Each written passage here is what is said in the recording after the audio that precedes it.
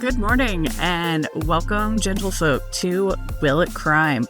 This episode, the theme is the Eiffel Tower, or more specifically, a man involved with the Eiffel Tower. Oh no. Oh yeah, it's a doozy. So, this man, Victor Lustig, or so we've been told, he has had about 47 aliases and carried dozens of fake passports. So nobody really knows if that was his real name or not. Okay, understandable. But we're gonna go with Victor.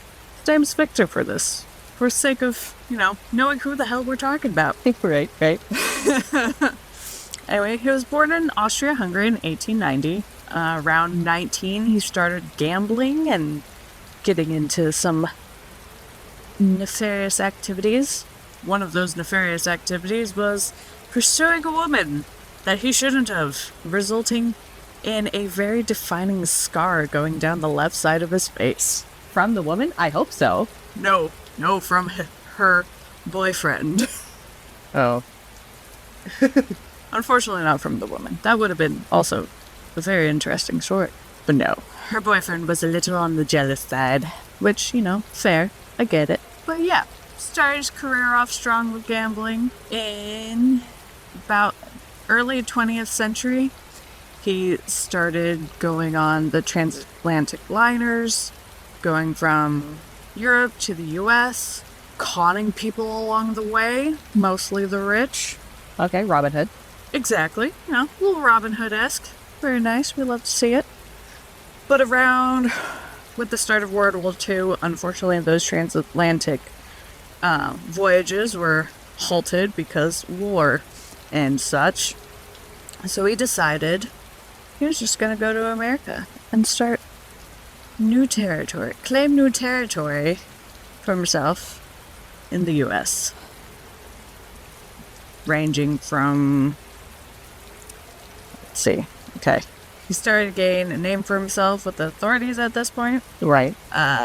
In about 1922, conned a bank to give him money by offering up a portion of bonds he possessed for repossessed property, but used sleight of hand at the end of the transaction, escaping with the money and the bonds. Hell yeah. Yeah. He was like, I'm just gonna... Maybe we could get some money out of these bonds. Oh wait, they're both mine. Bye-bye. Very good at sleight of hand, had so many... just completely created this web of lies that nobody knew who he really was. Completely shrouded in mystery. Getting away with so many things. Like, one Secret Service agent wrote that Lustig was as elusive as a puff of cigarette smoke and as charming as a young girl's dream. Yay. Just what a hell of a lie. Right. So, very quickly became very known to detectives all over the States as the scar, due to that scar going across his face. Oh, it got his face. Yeah, it was, like, from his cheekbone, like, all the way down his face. Oof. Like, it was very noticeable.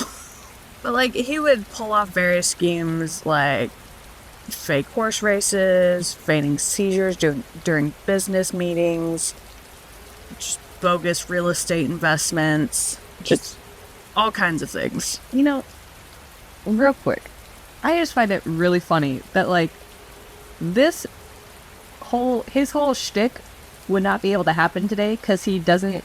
Oh, no. Yeah, because, like, he would be so identifiable, it wouldn't even be funny. Even back then, being so identifiable, like, he still got away with so much. Like, how many people have a gigantic-ass scar across their face? Like... Not many. Yeah, but anyway. But, like, one of his big things was he masterminded, like, a big counterfeit, like, banknote operation that was so big, so vast, it threatened to shake the confidence in the American economy. Like, he was wrecking some shit. Yeah, sounds like it. Unfortunately, that counterfeit ring he was running is what got him caught and sentenced to 20 years in Alcatraz. Oh, shit. But before that, the real winner of his vast, scheme and cons and stuff, the one that he's most known for was in 1925, he went to Paris and got some stationaries with the Paris, government seal and whatnot.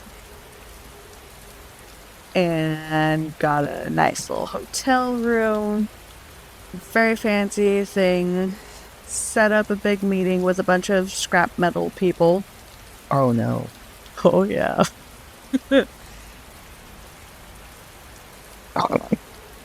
A second.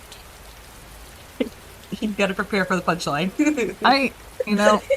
I've been scrolling back and forth and I've kind of gotten lost in my notes. I'll be honest.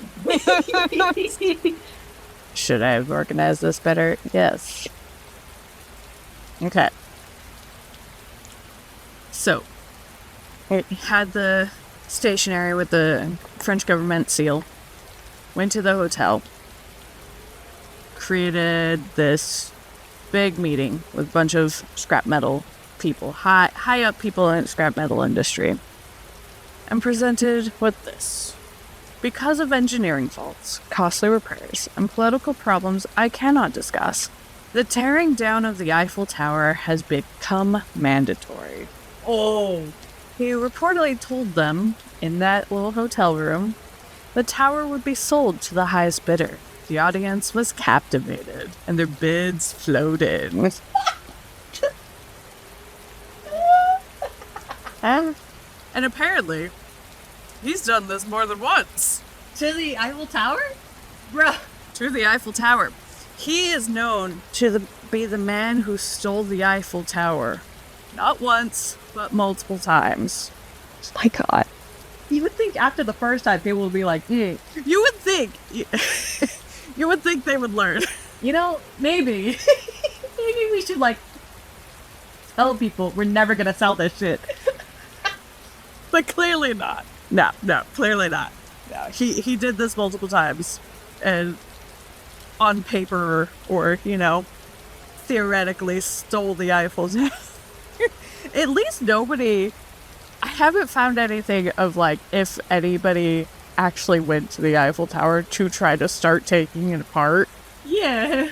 Because imagine what kind of ruckus that would cause. Yeah, because, oh, man. And those people would be, arrested and stuff, and they would be like, I'm just doing my job. I paid for this.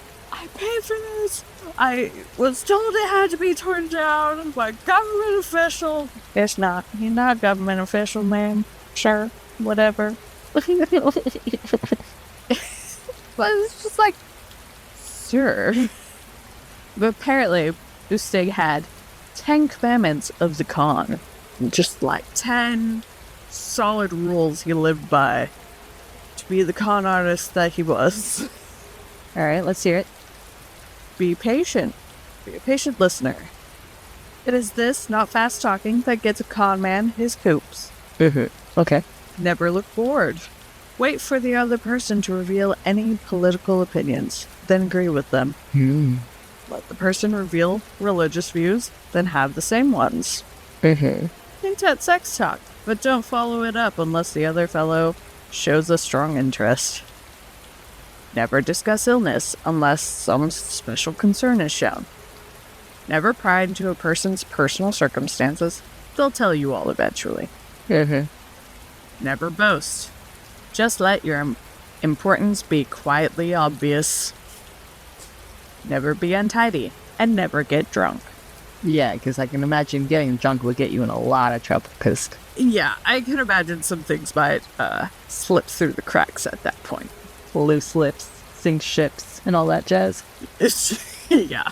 So, unfortunately, in 1928 around, December 1928, he was getting a little loose with his rules.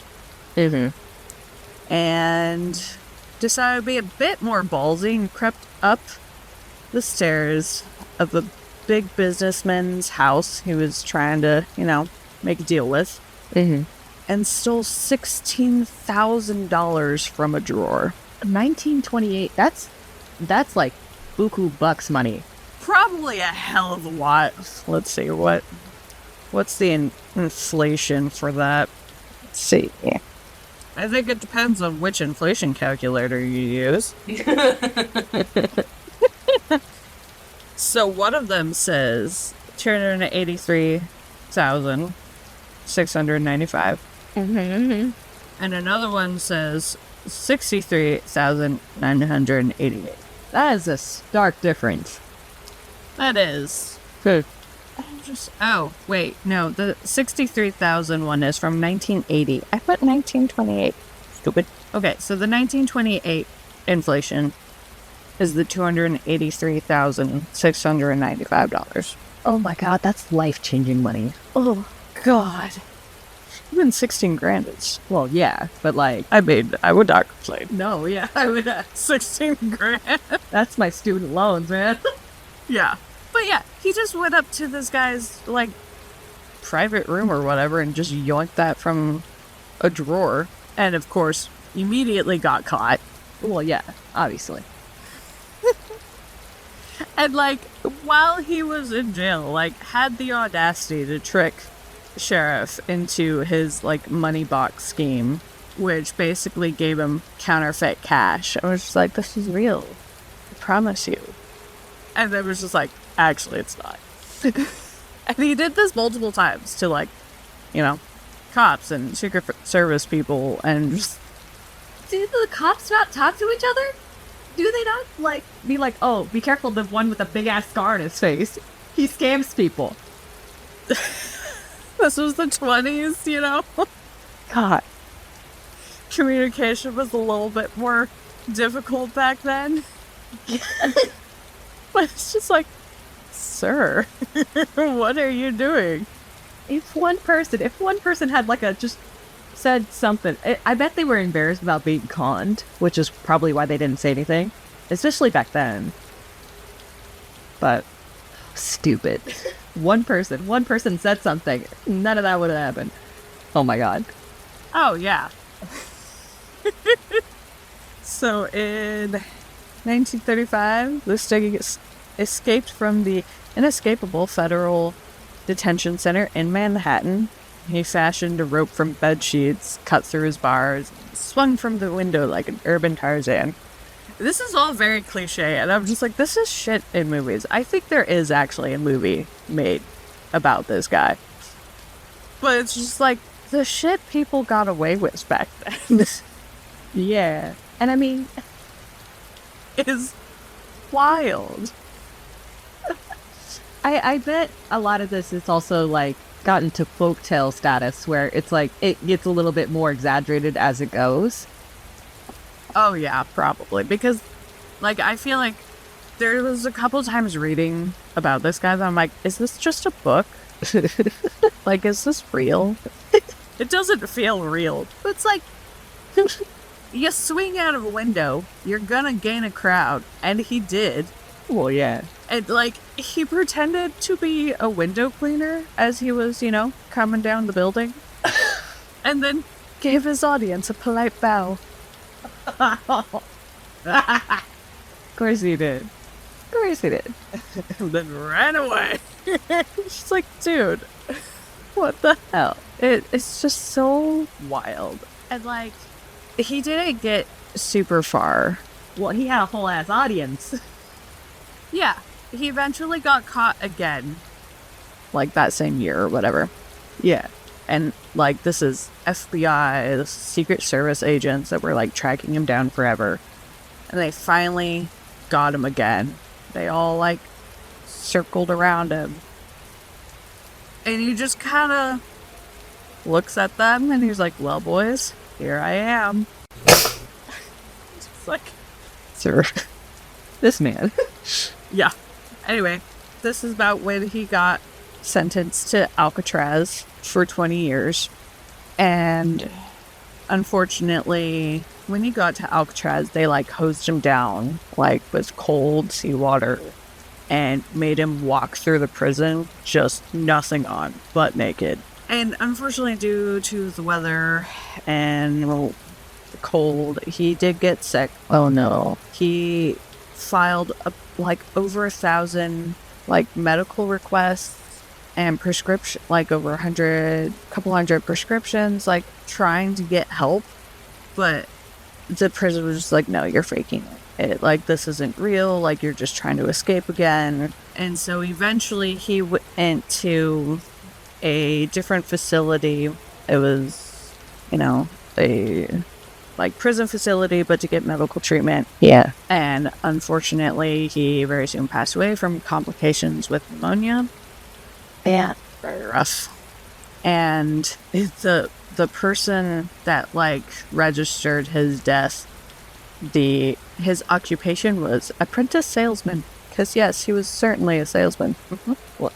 Wait, they registered him, Victor, as a apprentice salesman? Yeah. The person who, like, wrote his death certificate or whatever, registered his death. I think he was a little bit more accomplished than an apprentice. Yeah, I'm like, apprentice? Excuse me. He was master salesman. Yeah. That's just rude. Because of what Victor has done, all of the different names, like, we don't even know if Victor Lustig is his actual name. Right, yeah. Nobody knows. Historians have tried to find more information about him, going to his supposed hometown. Nothing. Nobody exists. Nobody knows where he came from, who he is, what his real name is, and nobody ever will know. Yeah, that was before, like, fingerprints and stuff, so it was harder to keep track of who was who, I guess. Well, no, he did have fingerprints. I believe they did fingerprint him. Oh, well, yeah, once he got into the justice system. But it's like, oh my gosh. But because of this, there is VicTig background checks. It's a whole background check company that's named after Victor Lustig. Oh, Because of all of his aliases. yeah, that makes sense. So it's just like, wow. to have such a career and make such a name for yourself, yet also have nobody know your actual name. To the point where there are whole companies named after you because of what you've done. Well, goddamn. That's impressive. Yeah. So at what age was he when he died? Let's see. He passed away in 1947. And he was born in 1890, right? 1890. Yeah. So 57? Wow. He really spent his whole life conning his way through history. Yeah. Oh my gosh. So wild. Yeah. Caused such mayhem.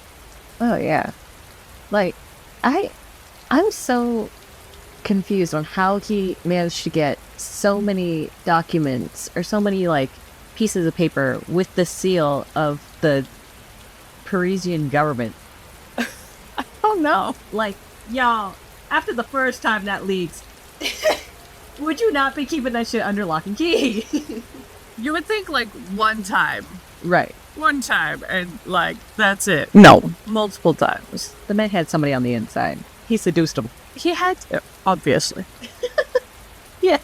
Clearly. Yeah, it just says that he commissioned stationery carrying the official French government seal.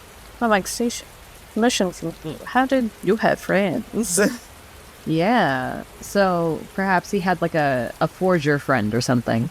Maybe. He probably knew so many Yeah. people to get those shenanigans going. Although, I gotta say, I don't know how many friends you would make if you're willing to just straight up take money out of somebody's, like, room. I think friend is a loose term. Yeah. Very loose. Because he'd scam everyone. Yeah. Just constantly. Yeah. I wonder if he had the whole honor amongst thieves thing. Because, like, that's really the only way that a lot of criminal like organizations work is that they don't fuck over each other because they're working together to fuck over everybody else. I don't know. That would be interesting. He did work with at least one person, William Watts, who was a forger. He was the one who they were together with the whole banknote thing. Yeah. Lustig and Watts. Notes were super notes of the era. Apparently. They didn't even just copy, like, just dollar bills, $5. No. They copied $100 bills. They counterfeit the hundreds. Yeah, and those are harder to get away with because they're... Yeah, but they still got away with it. Yeah, they're supposed to be more rare, I guess. Yeah. But, yeah, and I think that's why it probably inspired the Americans, how they basically refresh the bills, design every, like, 10 or so years. So, like, you can come in with an old $100 bill or something to a restaurant and they're going to be like, oh, that's counterfeit. But it's just like... Yeah, it could be really old and they're like, I don't think this is real. This is real. Like, it's just old. They just have so many different, like, technologies in it, like a holographic line in the middle and like a... The strips, the tiny pinholes, the tiny writing on things. When I was younger, I used to get, like, this big magnifying glass that my mom would use to make jewelry and stuff. And I'd use it to, like, find all the little secret things on dollar bills and stuff. Coming a forger. Stuff. I was so fascinated with that. I mean, I never tried to copy them. I wanted to find them. I carefully, yeah, alert very intently at every bill. God, now that I say that out loud, I'm like, oh, that does well a little sketch. I wasn't doing it, I promise. I'm a big doodle. Every time that we go and, like, Google something for this podcast, though, we're absolutely on everybody's fucking watch list. Yeah. And, like, also, I write novels and shit. And so, oh, yeah. when I'm doing research, I'm probably on so many lists. Oh, so many. Yeah, because, like, you want it to be, like, semi-realistic in these kind of things. So, like, I wrote, like, a little horror short, and I went to go look up the decomp, with the stages of decomp fire and all that sort of stuff, and I'm like, oh, we're gonna do this in a private window? Yeah, it's like, oh, maybe I shouldn't be looking at this. It's like, I do a lot of just random research on a lot of things, so it would be like you did, how long does a body take to decompose? Or, I don't know, where is this old nuclear, like, building where they made the parts for the nuclear bomb that's in, southern Washington or whatever? Yeah. I know where that is. It's not actually there anymore, but it's still radioactive, I think. I think most things are, yeah. Oh, yeah. Like, when I was living in Chicago, I'd watch Radium Girls. Mm-hmm. And, like, it's East Coast, Midwest, whatever. There's a lot of old cemeteries, and I'm like, I want to get a Geiger counter, go to all these old cemeteries and try to find ones that are radioactive. So I almost bought a Geiger counter, but I'm a broke bitch, so I couldn't afford a Geiger counter. Yeah. But you could just buy that shit off Amazon. Yeah, well, I mean, and I would maybe, like, some protective suit would also be in that purchase of the Geiger counter, just, in case. Maybe. I mean, so many things are a little radioactive, like bananas. Potassium's radioactive. Well, yeah, but, like, those are normal levels of radiation. If it was a nuclear plant, I don't think they would be down to normal levels here. I mean, to be fair, you live, like, 30 minutes from a nuclear power plant. Well, yeah, but, like, it's an active nuclear power plant, right? Which is probably more sketchy.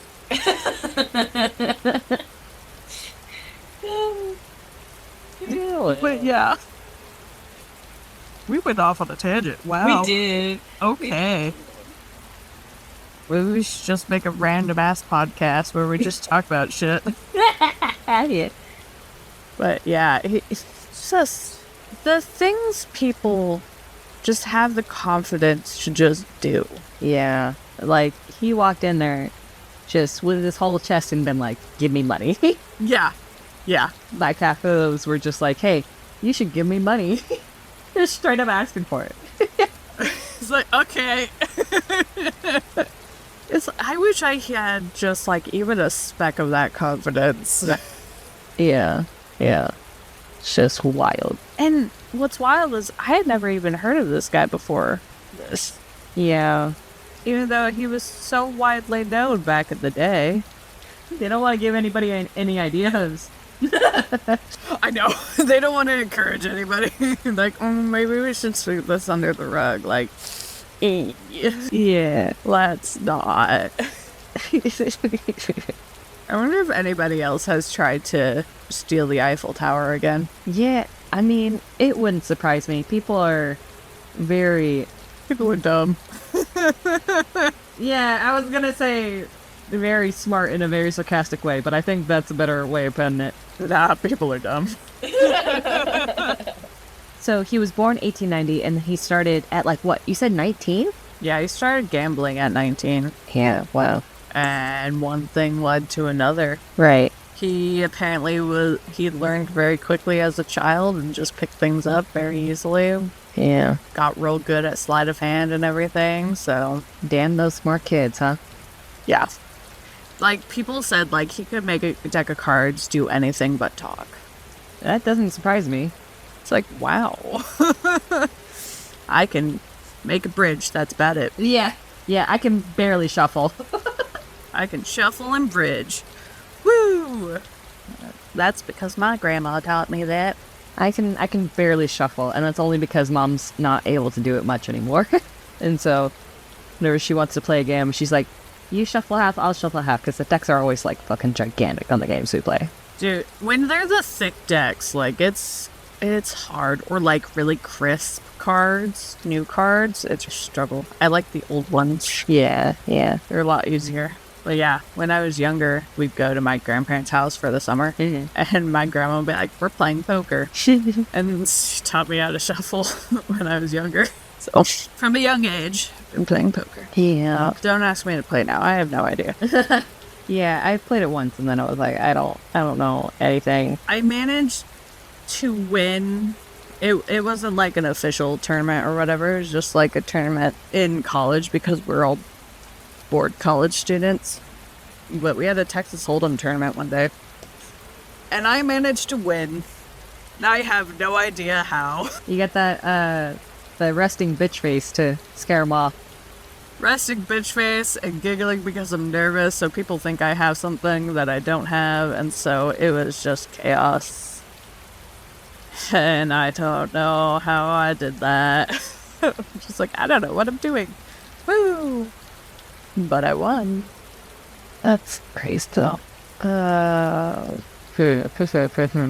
Does it say what age he was when he first tried to sell the Eiffel Tower? Let's see. He first tried to sell it in 1925. So he's probably like 35.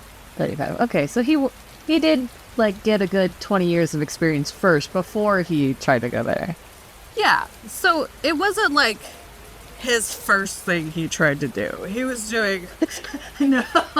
That would have been. I feel like we would be reading a very different story if that was the case. Just like, whoa, magical. Like, dude, you're dumb. Have like some 20-year-old kid come and be like, hey, I want to sell you the Eiffel Tower. It's like, yeah, sure, okay, kid. I don't think they would have believed him if he was younger. Yeah. No, I don't think so. But yeah, he started off, I think he was doing a lot of like the transatlantic cons on the ships and stuff for a while until the war happened. And then he was like, well, time to branch out and do other things. Yeah. Time to learn a new trade. Yeah. Like, let's find some new victims. Interesting. Does it say specifically how many times he sold the quote-unquote sold it? It depends on which article you're reading, but I would say at least twice. At least twice. Okay. Which is more than it should be. Right, yeah, like after the first time you're like, okay, come on now. One and done. It should have been that. But no, it was at least twice. Like some will be like, did it once, and then, you know, not just once. Or like, they're very vague of how many times he's done it. So I'm gonna go with at least twice. Yeah. I wonder, how long was the Eiffel Tower there? Oh, I don't know. Because that would be a good believability sense. Like, if it was brand new, and he's like, yeah, no, this thing's gotta go. It's like, yeah, we just put this up, but, like, it's broken. We gotta take it down. Well, I mean, that seems a little bit more likely than, oh, this has been here for, like, a good 150 years. Now we gotta take it down. Right. It'd be like taking down Stonehenge or something. Oh my god. Imagine if somebody tried to sell Stonehenge. Or steal Stonehenge. Next topic, Stonehenge. Yeah. Weird shit that happens at Stonehenge. Okay, so they built the tower from 1887 to 1889. So it was finished like a year before he was born. So it's like 35 years old. Yeah. I mean, I guess I could see some things breaking at that point. yeah, and bridges have, like, I feel like a similar lifespan where they need to be, Like repaired and stuff. yeah. But like, shit was made so much better back then. Yeah. Yeah. Things lasted. Yeah, it's so funny because, like, we have bridges from way back when that are still here today, but, like, the bridges made to that, like, nowadays have to be fixed every so often. Yeah. I always like to see the comparison of, like, the Roman roads are still, like, in really good condition, and then you see, like, our paved roads is like, oh, we gotta fix it next season because it broke already. Well, things were built different, and people were built different. Clearly. He definitely just seduced his way through history. 100%. He's a smooth operator. A smooth operator. Same fucking brain cell. Yes. Oh, gosh. But you said briefly that he had a wife and kids? When did that happen? Let's see if I can find it, because it's not really touched upon too much. Because they mostly go over, like, his criminal life. They unfortunately... Let's see. I don't even remember which article I read that part in. That's the fun part. Because there's a lot. I love how one of your sources, one of your sources is uselessinformation.org. Yep. So, it's funny how I found this. So, I just looked up weird crimes, and I went to, like, the last page of Google, and this was there. I'm like, what? Because the first, like, 9 pages are always ads. Yeah, it's just, I'm like, I want to find something just off the wall bonkers. Yeah, because you can't be like crime and cats or crime and hats or things like that, because then you get some weird... You could, we're definitely, yep.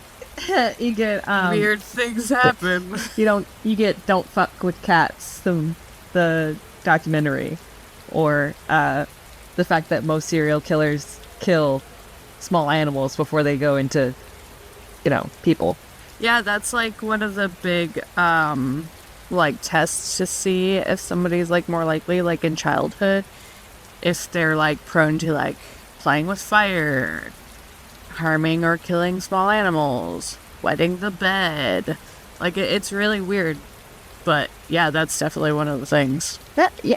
That's so weird, though. You gotta admit, all of those were, most of those things were violent in nature.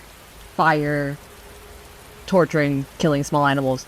But bedwetting is so entirely separate from that. I know. That one always stood out to me, and I want to do more research to see why that is one of the, like, tells or whatever. Because I feel like that's also like a symptom for other things as well. Right. Like, I know child abuse, that's a symptom as well. So, like, yeah, I don't know. It's just weird. Well, we can assume that he died in his 50s, that at some point during his life he probably seduced at least one person. I know he had, like, a wife and kids, but then he also had side chicks, basically. Oh, of course. So, but I can't remember where I read that. And it also doesn't help that, like, we don't know if this was his actual name and shit. Right, yeah. So, like, he could have been married with kids in one state and then... Yeah. Because I'm assuming most of his escapades were not taking place in one place. Because, like, if he was doing all this in California... No, it was kind of all over the place. I would say probably mostly... Because there was stuff in Texas, too. So, mostly East Coast. But just everywhere. Everywhere was his domain. Yeah, if he was staying in one state, yeah. One state is going to get himself caught real quick. Oh, yeah. Okay, I found he had a mistress named Billy May. And that says when Lustig's mistress, Billy May, learned that he was betraying her for a younger woman, she decided to take revenge and placed an anonymous phone call to the federal authorities. Woman scorned, am I right? On 10th of May, 1935, Lustig was arrested in New York and charged with counterfeiting. Damn. Wait. What year? 1935. So, yeah, this was when he was arrested in New York. Yeah. So the FBI found him. Yeah. From an anonymous call from his mistress, apparently. According to Wikipedia, though. Right, yeah. Well, Which I did not use for the majority of the research. I used Smithsonian. yeah, but it's a good place to see what resources, because they have resources down at the bottom, and you can at least click through to their resources and see where the resources got them from. Exactly. But yeah, so he at least had a mistress, but I feel like he had a wife. Yeah. But of course now I can't find that, and now I'm questioning on if it was him or some other person I was researching. Yeah. Because my brain is mush. I gotta say, I was having the roughest time picking a topic and sticking to it. I was getting all over the goddamn place. Yeah. I mean, there's so many interesting things. Yeah. Well, and, like, things that I felt were, like, wrong, like the whole Wonka BS that happened in, I think it was Sweden. Oh, yeah. Wasn't technically a crime. But, yeah, because, like, even the cops were like, yeah, it doesn't, you can't call the cops just because you didn't like the experience that you paid for. It was a crime in my heart. It was. It was. Do we want to include what we believe should be a crime? I mean, that expands it out a little bit more than I don't know. I think if we run out of topics, then we can we can be like, Okay. We'll put that one on the back burner. yeah, we'll put it. It's like, here's a bonus episode of what should have been a crime. Ooh, we should totally do bonus episodes or like honorable mentions. Yeah. That would be wonderful. Will it crime? Should have been a crime. Should have been a crime. Yes. Oh my god, yes. Because that Wonka thing definitely should have been a crime. Yeah. Those Like, poor children. Yeah, and the dude just disappeared without, like, any course. kind of... Did he... I can't remember. Did he pay them back or anything? Reimburse anybody? Or just... Some people said that they were reimbursed, but the last... Not everyone. Yeah, last that I heard, one of the articles, one of the last articles on it, it said that a couple of the actors hadn't been paid. So... Oh. Yeah, That because he could had be a hired... crime. Yeah, he hired outside actors and then just, it was like $500 for the day or something, but, yeah.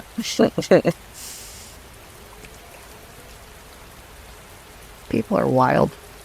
Yeah. They'll try to get away with anything. Some people will get away with anything. Yeah, like this guy, for example. Victor Lustig. I don't know if I'm saying his name right, but... Lustig. Stig. Does it say? Lusty boy, that's what it is. Gives me the German pronunciation. I don't want the German pronunciation. Want the American pronunciation. We're just gonna go with Lustig. Yeah, Yep. I mean, it's close enough. Yeah. Or, that might be his name. We don't know. I think when he was in Alcatraz, went by, something Miller. And so his, Alcatraz sentencing and, paperwork, whatever, it's Miller. Not Victor Lustig. So, yeah. Take that with a grain of salt or whatever. Take that how you will. So, yeah.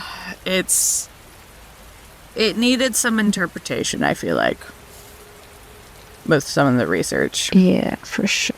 And, a lot of the places that I was looking at, it just kind of, a lot of the different articles and whatnot, it just kind of listed the different crimes and stuff. Yeah, it's unfortunate that the older crimes are less documented. Yeah. And the farther back you go, it's just going to be harder and harder to find stuff for it, unfortunately. Yeah. Well, and the newer crimes are a little bit more on the sad, murdery aspect of things. Yeah.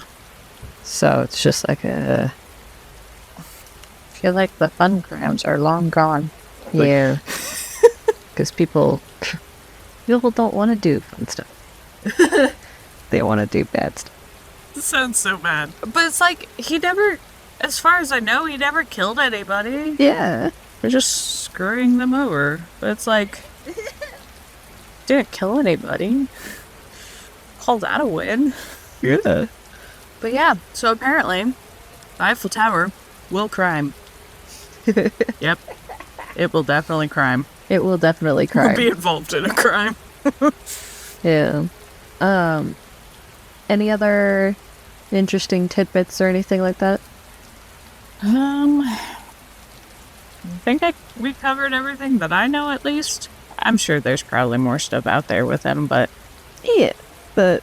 I want to... I'm kind of curious to find the movie. Watch the movie. Yeah. Do we know what the movie of it is called?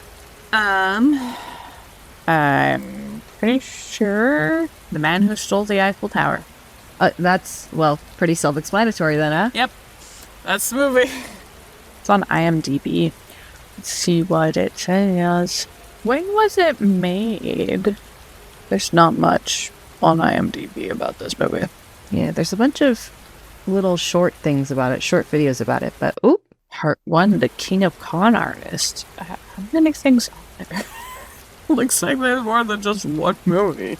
I think there's a YouTube, free version of it.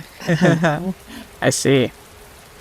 There's one of those, like, people also ask, and it's like, did Victor Lustig have any aliases?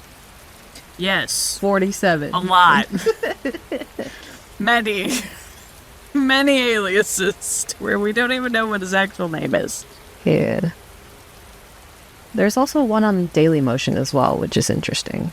So I don't know which is which. And it keeps playing, and I'm like, I can't hear myself think. Stop. Yeah, so there's two of them. I don't know which is which, but there we go. Looks like there's quite a few things. Yeah, which is good. So if you want any more information, go deal with that. Ooh, on Rotten Tomatoes, it only has a 36% rating. Ooh, not surprised. Yeah. With how little I've heard of this guy before this, not surprised. Yeah. But still be interesting to see. Yeah. But yeah. This was certainly an interesting person. It definitely made a mark in the world. Yeah. It was fun. Alrighty. So, stay tuned for the next episode. Yeah. Next week's your turn, Carter. Ooh, I got a couple ideas. Some of them I have started researching, and then I was just like, wait, no. Wait a second. Let's start it easy and a little bit more of a lighthearted note, which, of course, my first thing was not. What was a doozy?